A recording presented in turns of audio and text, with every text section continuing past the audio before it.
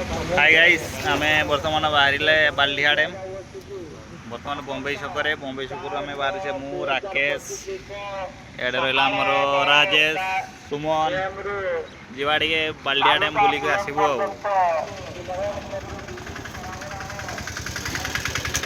राजेश चलो बाल्डिहा डैम सीधा देखा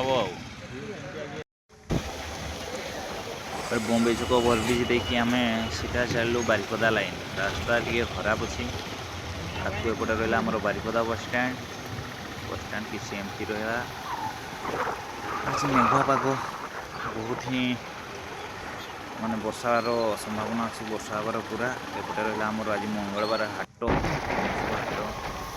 तापर आम पलि आसलु सीधा बर्तमान पहुँचलु बुड़ामारा अनिता होटेल पाखापाखि पहुँचलु राइट रहा आमर होटेल अनिता मौसम एकदम ग्रीन ग्रीन ग्रीन ग्रीन अच्छी पाग भी बढ़िया वर्षा केतबेले होउची केतबेले छाडुची आउटे एकदम पाग पूरा नेचुराल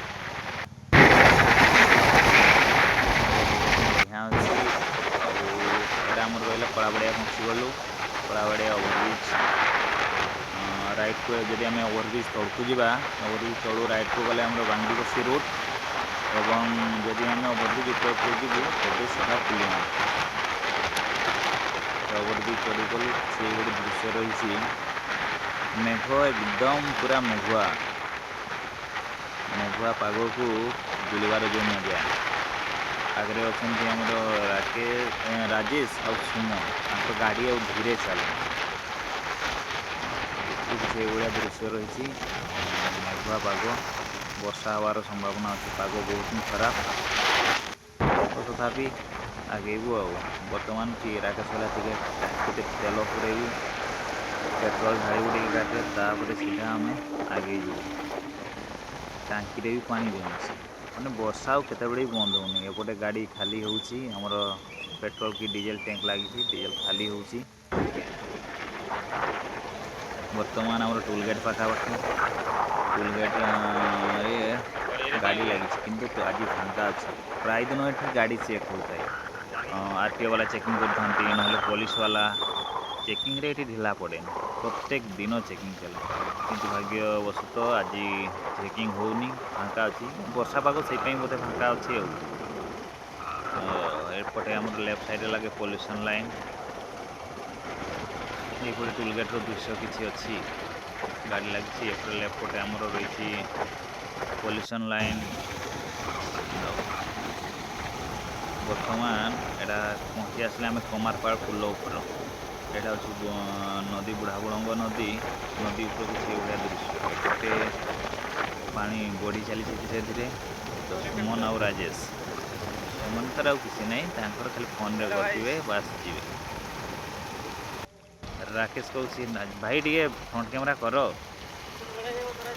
एपटे गाँ एरिया गहली गहली तो कहनी कादुओ रास्ता ता सहित जो नेचर व्यू एपटे बिल चाष हो धान चाष हो देन ऊपर को देखला बेलू मेघुआ पाग रास्ता बहुत ही खराब कादुओ केच केच केच केच रास्ता रास्तार पानी जमी जाइए पानी छिटकुची माने कौन कह गाँव दृश्य जपरी थाए सूर्य को बादल पूरा ढाकी रखी बोधे रास्ता काम हम सब गोड़ी मेटाल पड़ी अच्छी खरा हल्का बाहरी एपटे घुसरी जेटा कि कौन कह देखा बहुत कम मिले ये भी ये बड़ सी ये बड़ घुसरी मयूरभंजर फेमस जिनिस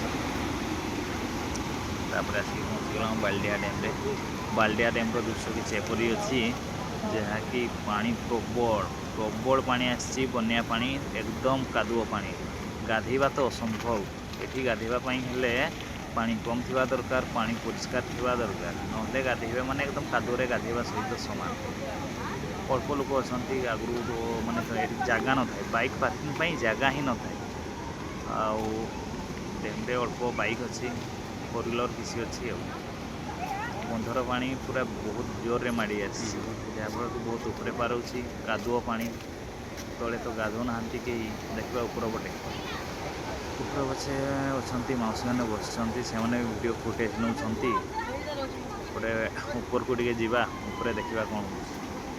ଉପରର ଫୁଟେଜ ଆନନ୍ଦ ନେବା ଉପରେ ରହିକି କିଛି ଆଉ। ଏପଟେ ଏଇ ଉପର ପଟକୁ ଦେଖିଲାବେଳକୁ ଏକଦମ ପୁରା କାଦୁଅ ପାଣି, ଏପଟେ ମେଘୁଆ ପାଗ, ଗ୍ରୀନ୍ ଗ୍ରୀନ୍ ପୁରାଟା ପାହାଡ଼ ଉପରେ ମେଘୁଆ। ତାପରେ ଆସିଲା ତଳପଟ ଦେଖିଲାବେଳକୁ ଏକଦମ କାଦୁଅ ପାଣି, ଏକଦମ ନାଲିଆ ପାଣି, ଯେଉଁଟାକି ମାନେ ଗାଧୋଇବା ତ ଅସମ୍ଭବ। ଆଉ ତଥାପି କିଛି ଲୋକ ବସିଛନ୍ତି, ଜଣେ ଦୁଇ ଜଣ ମଜା ନେଉଛନ୍ତି। ଭାଇମାନଙ୍କ ଏଇ ବାଲିରେ ଆସିବେ, ଯଦି ନ ଗାଧେଇକି ଯିବେ ତ କ'ଣ ଅଛି। ଆଜି ହାଲକା ଫୁଲକା ଭିଡ଼ ଅଛି, ବେଶୀ ସେମିତି ବିଶେଷ ଭିଡ଼ ନାହିଁ। ଆଉ ଏପଟେ କିଛି ଭାଇ 4-6 ଜଣ ଭାଇ ଗାଧଉଛନ୍ତି, ଯାହା ବି ହଉ ସେ ଉପଭୋଗ କରୁଛନ୍ତି ଆଉ।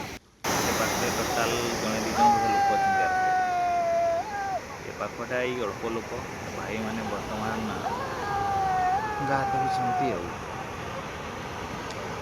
ନେଚର ଏଇଭଳିଆ ଅଛି, ଶାନ୍ତ ନେଚର ଟୋଟାଲି, ମାନେ କ'ଣ କହିବ, ଟୋଟାଲ ନଏଜ୍ ନାହିଁ, ଏକଦମ ଶାନ୍ତି ଜାଗା, ପିସଫୁଲ।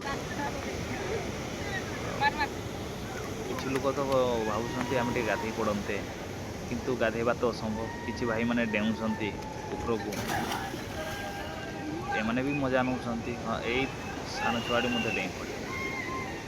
ହଉ ଠିକ୍ ଅଛି, ଗାଧେଇ ପଡ଼, ଏନ୍ଜୟ କର। ଏପଟେ ତଳପଟେ ଆମେ ଯିବା, ତଳପଟେ ଯାଇକି ଦେଖିବା।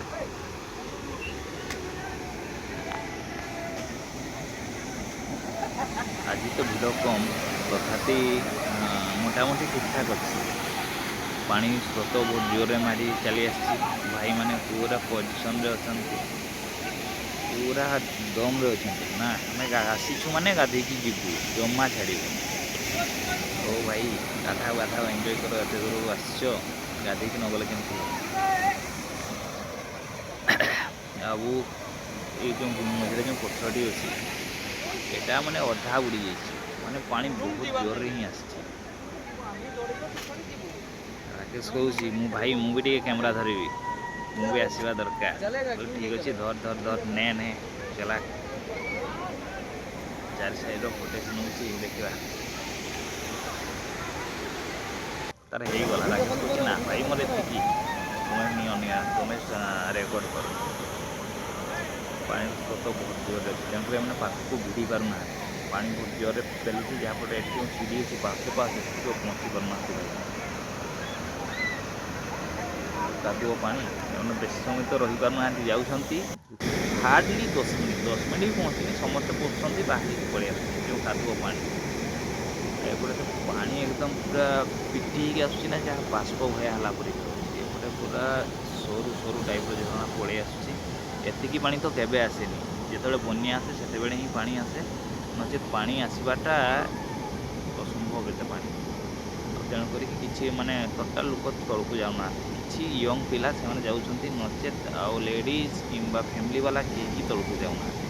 ଆଉ ରାକେଶ କହୁଛି, ଭାଇ ଆମେ ଟିକେ ଗାଧେଇବା ନା କ'ଣ? ନା ଆମେ ଗାଧେଇବାନି, ଥଣ୍ଡା ଧରିବ। ତେଣୁକରି ଆମେ ଗାଧେଇଲୁ, ଆସିଲୁ, ବୁଲିଲୁ, ବୁଲି ବୁଲାକି ଆରାମସେ ଆମେ ରିଟର୍ନ ପଳେଇବୁ। ଭିଡ଼ିଓଟି ଯଦି ଭଲ ଲାଗିଥିବ, ଲାଇକ୍, କମେଣ୍ଟ, ସବସ୍କ୍ରାଇବ୍ କରିବାକୁ ଜମା ଭୁଲିବେନି। Thank you.